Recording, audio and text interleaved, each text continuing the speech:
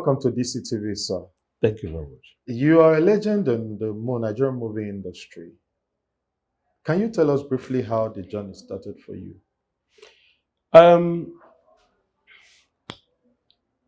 After my after my stint at the University of Jos, where I read French, first degree, I went for my service. And after my service, I taught at the Federal Government Girls College, Bida, 1988. I call it my one-year apostolic work. After that, 1989, I came to Lagos, decided to come and look for greener pastures in Lagos. So I was staying in my older brother's house. He's an ambassador. He was living in 1004. One morning, I came out to clean his car so that he could go to the office. Ministry of External Affairs was a marina then. And lo and behold, on the corridor, I saw Fred Amata, Zebe Jiro, Richard Mofeda Major, etc. And I greeted Fred. I was with Fred in University of Jos, by the way, for 4 years. He was in theater arts, I was in French, but I was taking my electives from theater arts, history, and other courses, ancillary to French, or rather, concerned going with French. So we greeted like old pals and were like, what are you doing here? I said, I'm staying with my brother here. I said, and what are you doing? He said, they are going to shoot at Magnus Onibe's flat. Magnus Onibe was in 1000. They were going to shoot. I said, shoot what? He said, series of ripples.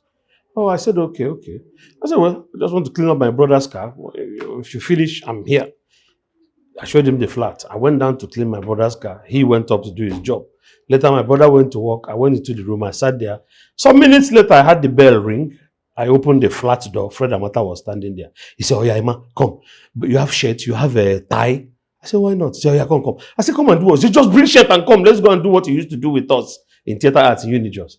That's how I went up. And they gave me the script for the role of Inspector Osifo in Ripples. I was the assistant to Richard Mofeda Major, who was playing the role of ASP Fashion. That's how I started acting on national television. So Fred Amata made it possible through Ripples. Then we did, I played some scenes in some episodes in Checkmate. Then in 1992, I met the late Jennifer Okere-Osai. I met her in Ajegule. And she was like, because I think she was in Ripples with us. So she was like, hi, Emma, where have you been? We are looking for you. I said, for what? She said, there's a film they're doing. Film? You mean soap? She said, no, film. Oh, something different from Ripples. I said, where? She gave me an address. I came to Surulere, Kenneth Nebue's office. And we were auditioned for Living in Bondage. And I was selected. I played the role of Alpha, Chifomego's younger brother. Chifomego was KOK then. I played the role of Alpha. That was how I took part in Living in Bondage and came into Nollywood. Living in Bondage was the film that brought Nollywood, yes. And then after that, I delved into writing. I said, where? I did a draft script of Neck and the Pretty Serpent with ideas of the basic things we believed when we were growing up in Onitsha. That when you go to Obete market in Enugu, you look behind you, you see ghosts beside. In all those folk, those are the things about a beautiful girl. I did a draft amateur script and gave to Oke Ogunjofo. Oke Ogunjofo looked at it and said, this is very amateur, but I'll keep it, And then later, I wrote The Brotherhood of Darkness, which he looked at and said, this is good. And he shot The Brotherhood of Darkness. That's how I came into writing. So that's my journey into acting, from Ripples into Living in Bondage, and my journey into writing. That's it. Thank you very much. What a great journey. Thank you. What do you think is the greatest challenge of the Nigerian film industry today? I think it's lack of distribution, without thinking twice. You see, we still have television, but the transition from what we knew then, what held sway, Ripples, Checkmate, television into moviedom, as it were, showed us that the African that had a laptop and had a story could tell his story. We started shooting on video, and the world had to align to us, realign to us, because we stood firm. Yes. But then again, the problem we have had was lack of diligence with distribution. I remember when we shot Taboo, Daniel Oluigbo's Taboo. It was marketed by Elonel and Dozier Eriobo. Thank you. At that time, I think it was only 10,000 copies they sold, or 20,000 copies, and there was money everywhere. I remember Dan Oluigbo said he shot that film with 925,000 then, which is a lot of money now, 925,000. But they sold another 10 or 20,000 copies, and we're talking about 5 million. Then, now, and there was a question when somebody, I was in the world of ideas. Ideas drop into your head. Whether they are practicable or not, we do not know. But I know I had a chat with Elonel and Dozier then, and I said to them, you've sold this film at Idumota, this number, and at Opiweka, this little, and the Pound Road Aba. These are the 3 marketing outlets. You've sold it, so all this, and there's so much money. Is it possible that you could sell 1,000 pieces in every state of Nigeria? And the answer Dozier Eriobu gave me then was, I think that was when I was doing my second master's degree at the University of Lagos then. The answer Dozier Eriobu gave me then was like, you're in school, your head is hot, so you just think of it and it happens. Are you getting my point? Well, I'm happy that Dozier Eriobu further, he's a lawyer now. Yes. He further went into that school and his head is hot now too. So maybe he could go back and remember this question I asked him, and he could now answer whether it was possible to have done something then, because I know that we didn't have the money, we had the ideas. They had the money, maybe they didn't have the ideas. Igbos have a proverb, they say, the knife that's sharp doesn't have a handle. The one that's handle is not sharp. So now that he has the ideas, I don't know if he has the money, but if at that time he and his partner Elonel then had probably set up an outlet for just 1,000 or even 500 copies in all the states, at this time he may have endured. At this time that we are now going into cinema and all that, that also takes me to another angle. There's been a revolution. There's been cinema. There's video on demand now. There's Iroko TV, DSTv, Ebaka TV, and all that. They're all coming out. I must say that beside Iroko, as it were, that has personalized its output and identified its space, we do not feel the presence, the influence of the other areas of distribution. The most traumatic for me is the cinema. Yeah, it is not just getting 40 or 50 million to shoot a film. Will you get your money back? People are getting a bit too discouraged from the cinema, by the cinema. A lot of people begin to call the cinema owners Shylocks, draconian landlords, and all that. Should it be so? I reside in Burkina Faso now. I've been in Burkina Faso since 2015, where the church sent me as a missionary. But I'm primarily a filmmaker. Okay, I'm primarily a servant of God, having been created by God. But I'm a filmmaker. Paul the apostle was a lawyer, but later I had to start making fishing nets to survive. Peter was a fisherman. So I'm a filmmaker. So when I speak French, up to master's degree. So when I got to Burkina Faso, I had to identify with filmmakers. And I discovered that there was a cinema where you could syndicate your films.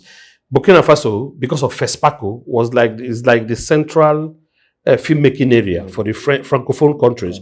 But there's this guy who is the president of the ASENA, Cinema Association, and he had syndicated 48 cinemas round Côte d'Ivoire, Senegal, Niger, and so on. So if you give him a master tape, he runs it in his own chain of cinemas in Burkina Faso, then he starts going round. At the end, he gives you, and it's 50%. He gives you 50% and takes 50%. Sarkozy's film was running. There's a film Sarkozy shot in Guinea. It was running in their cinema when COVID struck, so they had to discontinue. Madu Chikwendo has signed a contract with them. I sent Madu Chikwendo. We made a contract. I introduced Madu Chikwendo to them. You see, I don't know why the Nigerian cinema would not encourage people, even if you have to borrow money, you know you can make the money back. I don't understand. We believe we have 200 million people. We believe that at least 1 million of them watch films. Out of 200 million, that's less than 1% watch films. So I think the bane of Nollywood is distribution. I will not go to market to buy orange to sell when there's no market for orange. So that will be a waste of money. I'll buy my stock and you stay in my house and get rotten. That's why a lot of people. I think the bane is distribution. Because if we had a good distribution outlet, just like Iroko will tell you shoot on 4K. Iroko will tell you this type of story we have. Because they can absorb what you're bringing. He that plays the pipe dictates the tune. He that pays the piper dictates the tune. You know? Then I can't do Inyanga for Iroko. They say, oh, you're going to open your own now. Are you getting my point? Because they are encouraging output. So, even if I say to somebody, as long as I meet their standards, if I say to somebody, give me a loan of this amount, let me shoot a film and give to Iroko, I'll give you back the head. Forget the profit, we'll reinvest or something. Because I know that once I satisfy the standards of Iroko, for example, it's distribution. It's distribution. So that, and now assuming, for example, because somebody might tell me it's creativity, somebody might tell me it's storyline, but I tell you it's distribution. Let me give you another example. Assuming I shoot on 2.5, and what they want is 4K or 6K. I tell story about school children, and what they want is marital issues being resolved. There's a way I do my life, you know all that, and I submit it to them. And Iroko says to me, we could have taken your film, but you didn't do this and this and this. My brother, there is a distribution outlet. All I need to do is go and upgrade to 4K or shoot another one on 4K, satisfy them. I will still, it will give me the courage to do something. You know, we were hoping we would depend on video on demand outlets and depend on, I'm talking in the layman's language. There's only speaking highfalutin grammar. No, nobody will understand. I'm a teacher over there in Burkina Faso. I've been in the pulpit and teaching in a French school. So I need to be as simple as possible so that the student can understand. There's no need, once there is an outlet, you will work very hard to satisfy the requirements of the outlet, the distribution outlet, so that you can pass through that distribution outlet. I do not know what the cinemas are doing. You know? Because if the cinemas were making, I don't know, some films go to Living in Bondage, the new Living in Bondage went to the cinema. I don't know if they made their money. A lot of films go to cinema and the tales of war. I don't know. Now Netflix is here. Nobody knows what Netflix is doing, or rather, we hear it suddenly becomes elitist and cliquish and cultist and clannish, and it's funny. Yeah. It's funny. So I think the problem, the greatest challenge of Nollywood is not creativity, it's not storytelling. It is distribution, because the distribution can now say, we will not distribute unless you tell your story like this. We storytellers will now adapt as long as there's a distribution. In the long run, yes, there's passion to make a film, but please, we need money.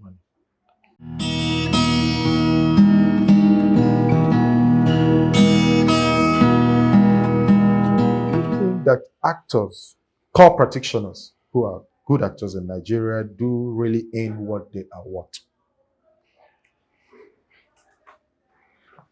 No. No. Your question is, do I think that core practitioners in Nigeria really earn what they are worth? Yes. No. If we look at the etymology of your question, we're looking at worth. Yes. We're looking at earnings.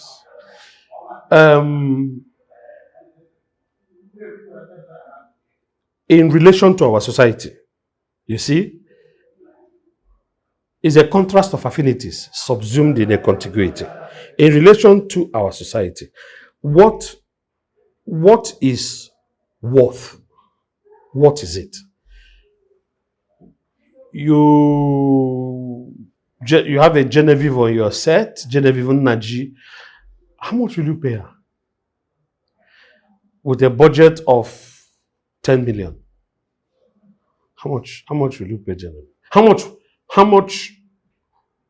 will you keep for equipment? You're shooting on red, or you're shooting on black magic, or how much will you keep for equipment? Then how much will you pay? You have a Genevieve, an RMD, and also a Peter Dochie on your set this for. How much would you pay them? And then come and pay your extras. Accommodation. So I think we work within our ambience, we understand each other. You know? Unfortunately, we have not also gotten to a level where we can say, I'm shooting a film of 10 million, I will pay you 1 million, I'm owing you an extra 2 million, which I will now give to you as royalty. Nobody's talking about royalties because of the problem of distribution. I don't know how we cannot harness 1 million people. I don't know how we cannot harness a country of 200 million, 1 million film watcher. 1 million people watch films. Whether they buy it, whether they take it from someone's house, whether they stream it, I don't know. 1 million people, more than 1 million, see films. So it's to harness it. But as for earning their worth, no, they are not. We are just, it's ontological solidarity. Thank you very much. You will farm in your farm today. Tomorrow we go and farm in my farm. It's ontological. That's what we are doing. It's ontological solidarity. Please, I want to do a film. It's your means of daily bread. I must give you something. So take this 500,000. Please bear with me. I'll need you for 7 days. When we finish, I'll give this one. Take this 200. Take this 300. We come together and do my film. Yes. That's what we're doing. Thank you very much, sir. Yes.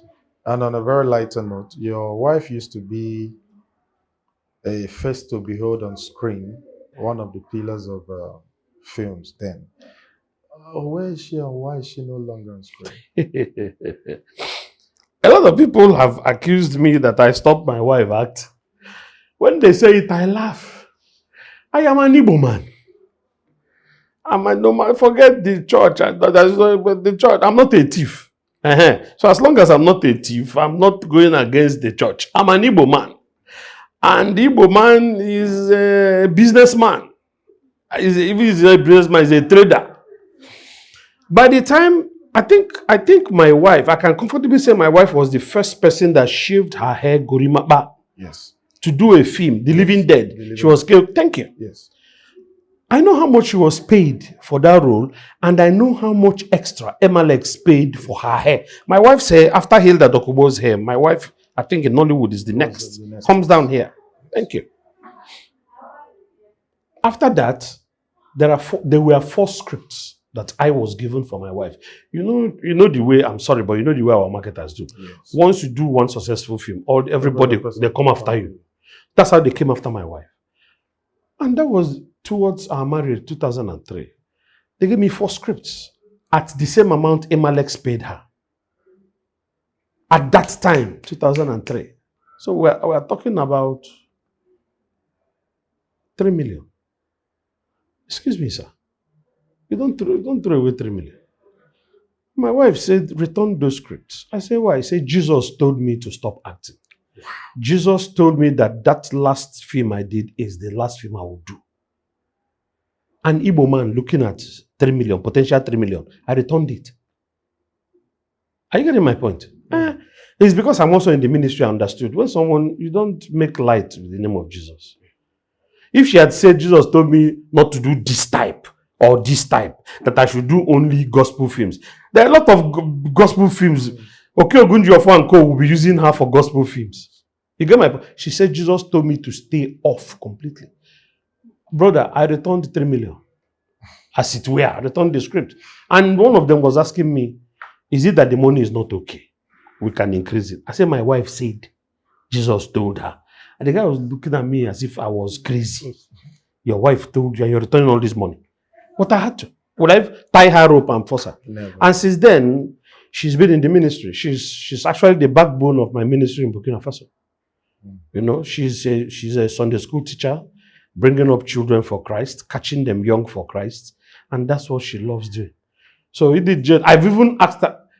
Millicent Jack wanted to produce a Christian movie, and Millicent Jack said, okay, let her come and play the role of a Christian. She said, the instruction is clear. Stay off.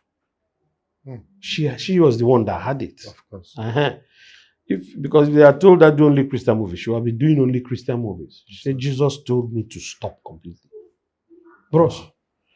So if she had been acting by now, you know what she'll be earning. Whose money is it? It's my money. This is Africa. Excuse me. I'm an Igbo man. As long as I'm treating her well, I'm not maltreating her. Her money is my money. Exactly. When I'm driving a black Jeep tomorrow, do you know who bought the Jeep? No. You don't know whether it's from my purse or her purse. All you know is, Uncle Emma is driving Jeep. If I build some, even if I'm not the one making the money, and I build some upstairs, and it's her money, maybe 1 million from 10 films, and carry 10 million and go and build upstairs. Uncle Emma lives in that upstairs. Do you know whose money it is? No. Okay. So I'm an Igbo man. Nobody should tell me I stopped my wife from acting. Thank you very much for Thank you. sitting with us today. I Thank you. appreciate so much.